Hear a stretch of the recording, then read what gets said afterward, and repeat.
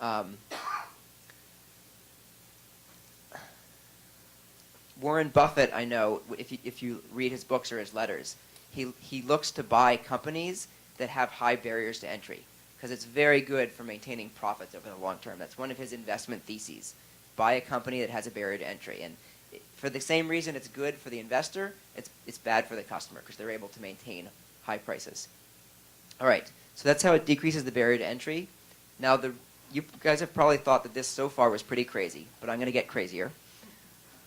So the really crazy thing is how it changes the cost of switching your country. This customer lock-in I was talking about, where how innovative a company is depends on how easily its customers can go to somebody else's company. And this is a picture of the Royal Caribbean Freedom of the Seas and the Empire State Building in New York City to the same scale. And we're used to thinking of land and buildings as fixed in place. You have one arrangement, and that's how it is. But that is not how things work on the ocean. The ocean is fundamentally different. It has different physical properties that will have, I think, a profound effect on the societies there. So this cruise ship, it spends its lifetime moving all the time. Even though it is as large as an enormous skyscraper, it moves around. It's just fundamentally the nature of water that very large things like buildings can move around pretty cheaply. Which means that if we build ocean cities out of various modular pieces, you could, in theory, vote with your house. If you didn't like the way things were going in your current little ocean city-state, you could detach your house, maybe your office building if you owned it too, and float off to another one. To paraphrase something that my dad wrote in his book Machinery of Freedom, he wrote it about if everybody lived in an RV that is one of those, it's like a small house in a car, how that would affect government. In this world, if the government tries to start an unpopular war, they may wake up the next morning and looking out over almost empty ocean where nothing is left but the military barracks and the newspaper offices. Everyone else has said, we don't want to pay for this war. We don't want to fight this war, and is reconstituted as a more peaceful city 5 miles away. And this is something that is impossible on land. I mean, you have some mobility on land, more and more with the internet and location not mattering as much, but this is, people often dismiss the idea of, okay, we want to go run away and start a new country. People think of it as, okay, you're just running away from the problems instead of solving them. But water is a different medium than land, and it will lead to different results. Results which I think will be much freer and more innovative, because when people can switch very easily from country to country, countries have to do a good job in order to attract people, and people will go to the countries that have the best quality governance. There's a classic study in the U.S. among U.S. states where more people on net move to the low-tax states and away from the high-tax states. And you can look at international tax competition and see the same thing. The more free people are to treat governments as, the more governments is a competitive market where people are able to switch easily, the better a job government will do. And this is just a very general argument. Floating cities may sound crazy, but really all I'm saying is that competition is good and markets work. And rather than telling you, okay, I know the clever way to fix government, or I know what's better than democracy, I'm just saying the problem is that there's not really a good market for government. It's not a competitive market. And if we make it more competitive, some entrepreneur out there is going to think of some new, better way of doing things that we would never have imagined beforehand. So that's our vision. It's a vision of many small startups eventually growing into some big companies, something more like the web, Politics 2.0, where you have a much wider variety of both goals for government and legal systems, constitutions that people use in order to try to get that.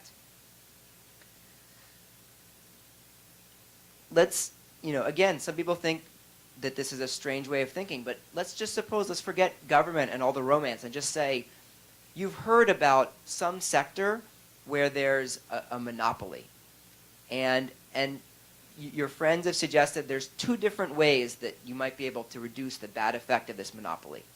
One of them is you could fill out the little customer survey cards that they have.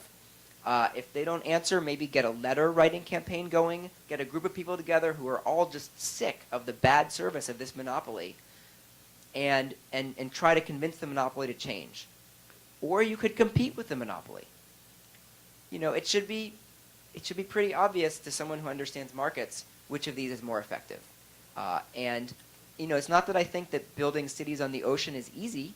There are a lot of engineering challenges, but I think that it will actually work by competing with existing governments. Whereas no matter how many letters we write or how much we complain, it won't change the incentives that make current governments bad. I wanted to touch on a few Austrian points here. So this vision is very much a vision of like Hayekian trial and error with these societies. I mean, Hayek said that the market is a process of experimentation and trial and error where entrepreneurs try things and see what works. And all I'm saying is we need to do that with governments, that we shouldn't sit around and try to argue a priori about what the best system of government is, like we can figure it out here. Instead, people need to go actually try things. And that will also, it will convince people so much better.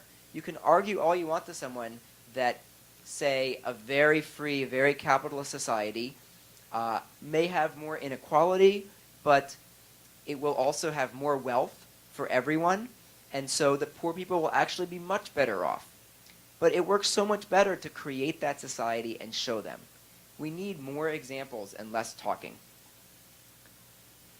And it's also very similar to this free banking idea versus a single central bank. That is, the central bank is a monopoly. Our current central government is a monopoly. And the answer is not to run that monopoly better, but to break it up, to compete with it. In free banking, you have the idea that instead of one currency, each bank can issue their own currency, and they compete. And if a bank started to inflate its currency, everyone would switch away from it. And you know, especially now in this kind of post-financial crisis time, I think it's sad that people's instinct in a crisis is to centralize and to lock down. But really the best thing is to have a decentralized system. Decentralized systems are robust. If you have a variety of different currencies, if you have some banks that are full reserve and some that are fractional reserve, some banks that only offer mortgages to people who they have interviewed and they keep the mortgages on the books, and some banks where they paid someone based on the number of mortgages they bring in and they sell the mortgages to someone else. Instead of everyone failing, because they all do things the same way, some of them will work.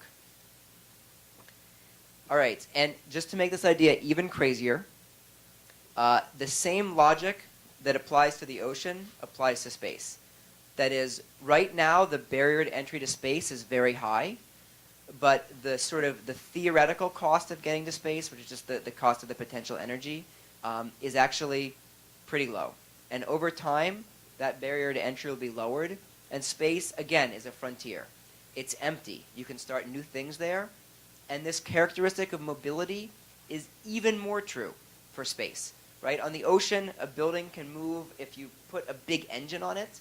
Right? In space, like, you can get out in your spacesuit and push and move something as big as the Empire State Building. Like, space has a crazy ability to rearrange things. So the way I look at it, you know, we have these kind of this uncompetitive market for government. We have power centralizing, and it's because we built our civilization on the wrong place. Where it made sense to build it first because it was cheap and easy on land. That's the bad news. The good news is 68% of the Earth's surface, that's saltwater, and almost the entire universe have the physical characteristic of ability to rearrange that will make for a more dynamic and freer society. So I'm very optimistic about the future for that reason. Right.